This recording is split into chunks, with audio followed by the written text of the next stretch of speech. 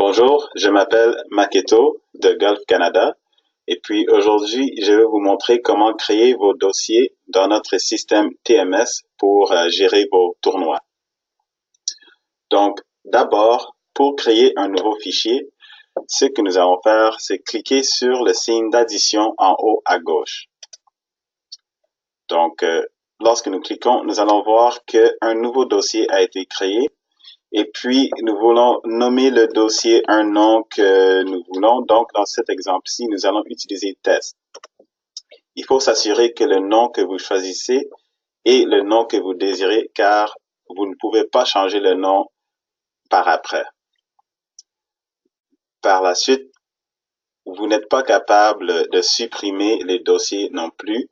La raison étant que si vous supprimez un dossier qui contient des informations de vos tournois, ce dossier-là ne pourra pas être récupéré. Donc, dans ce cas-ci, nous avons un dossier qui s'appelle événements archivés. Donc, si vous voulez archiver un de vos dossiers, il vous faut simplement de cliquer sur le dossier en question et puis vous allez le mettre dans événements archivés. Et comme vous pouvez bien le voir, le dossier test est rendu dans événements archivés. Par la suite, pour créer un sous-fichier, il faut cliquer sur un dossier en question. Donc, dans ce cas-ci, le dossier nouveau.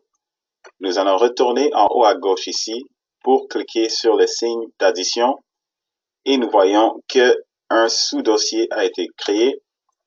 Nous allons encore le nommer test et vous voyez que le sous-dossier a été créé. Et encore une fois, pour bouger ce dossier, il faut cliquer. Il faut s'assurer aussi que le dossier est surligné en orange et nous pourrons le mettre encore dans événements archivés. Donc, maintenant, nous êtes sur l'écran où nous pouvons voir nos tournois courants. Ici, nous avons le petit icône du crayon et ceci nous permettra d'éditer nos tournois. Donc, si nous cliquons sur le crayon, nous allons voir que nous pouvons soit changer le nom, nous pouvons aussi sélectionner le type de tournoi, le type d'handicap, le numéro de trou, ainsi que le numéro de ronde. Et puis, si nous allons en haut à gauche et nous cliquons sur l'icône de la maison, nous allons retourner à la page de nos tournois courants. Suite au petit crayon ici, juste à droite, nous avons le petit icône qui nous permet de cloner les tournois. Donc, en copiant les tournois, ceci est si jamais nous avons, disons, des ligues hebdomadaires, donc par exemple une ligue pour les hommes qui est pour 10 semaines durant l'été. Si nous cliquons sur cette icône-là, ça nous permet de copier tous les paramètres ainsi que tous les dates, disons, du tournoi.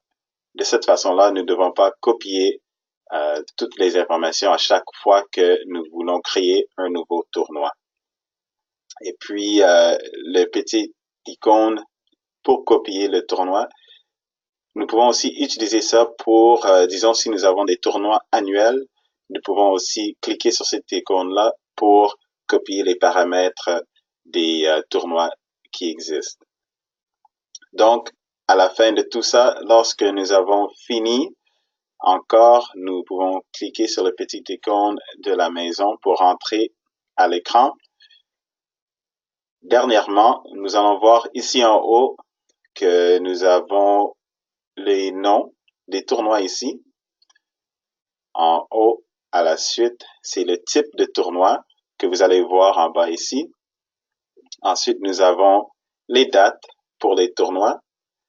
Et finalement, nous avons ici les nombres de joueurs qui ont été enregistrés au tournoi. Dernièrement, en haut ici, ajouter nouveau. Nous allons couvrir cette fonction-là dans une vidéo prochaine qui aura à faire avec la création de vos événements. Merci.